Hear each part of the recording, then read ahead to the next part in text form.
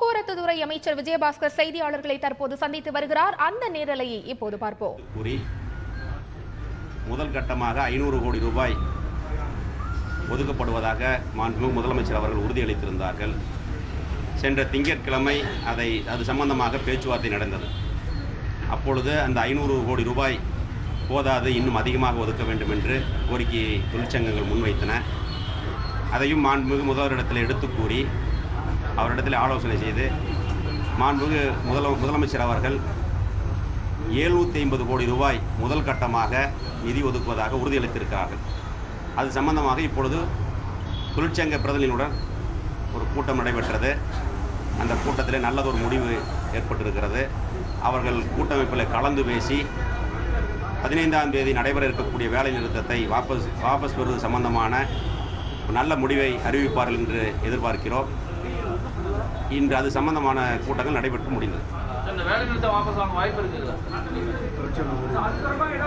அவங்க கூட்டமைப்பில் முடிவு பண்ணி இன்னைக்கு ஈவினிங் சொல்கிறோம்னு சொல்லியிருக்காங்க.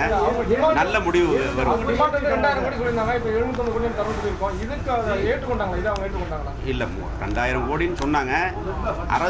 அரசினுடைய நிதிநிலையை கருத்தில் கொண்டு 500 கோடி முதல்ல கொடுக்குறோம்னு முதலமைச்சர் சொல்லியிருந்தாங்க. மீண்டும் 250 கோடி சேர்த்து 750 கோடி ரூபாய் முதல் கட்டமாக அந்த ஓய்வு பெற்ற தொழிலாளர்களுக்கு கொடுப்பதற்கு அனுமதி அளித்திருக்கிறார்கள். அதை ஏற்றுக்கொண்டு 15ஆம் தேதி நடைபெற இருக்கக்கூடிய வேலை நிறுத்தத்தை வாபஸ் பெறுவார்கள் என்று நாங்கள் முழுமையாக நம்புகிறோம்.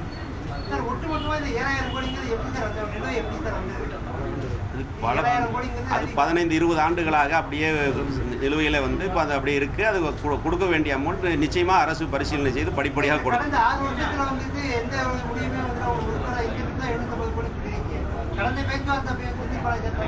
5 வருஷத்தில் கிட்டத்தட்ட மாண்புமிகு புரட்சித்தில் அம்மாவுடைய ஆட்சி காலத்தில் 2600 கோடி ரூபாய் அதிகமாக நிதியை கொடுத்திருக்கிறார் புரட்சி தலைவி அம்மா அவர்கள். ஒவ்வொரு ஸ்டேஜிலையுமே அதுக்கு உண்டான நிதிகள் கொடுக்கப்பட்டிருக்கிறார். 5 வருஷத்தில் 750 கோடி ரூபாய் நிதிங்கிறது ஒரே தவணையில் கொடுக்கறது இது அதிகமான தொகை.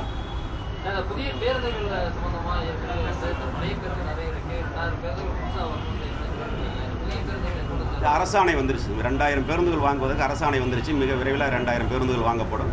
இது முடிஞ்சதுக்கப்புறம் மாண்புமிகு முதலமைச்சர் இடத்துல சொல்லியிருக்கிறோம். அடுத்த இன்னொரு 2000 பேருந்துகளுக்கு வாங்குவதற்கு உண்டான இது முடிஞ்சோன்னே அது கொடுக்குறோம்னு சொல்லியிருக்காங்க. இல்லை, இந்த கூட்டுக்குழுவோட முடிவு என்ன சொல்கிறாங்களோ அதை வச்சு தான் முத்தரப்பு பேச்சுவார்த்தை இருக்கா இல்லையான்னு தெரியும். நிச்சயமாக ஒரு நல்ல ஒரு முடிவை தொழிற்சங்கங்கள் அறிவிப்பார்கள் என்று நம்புகிறேன்.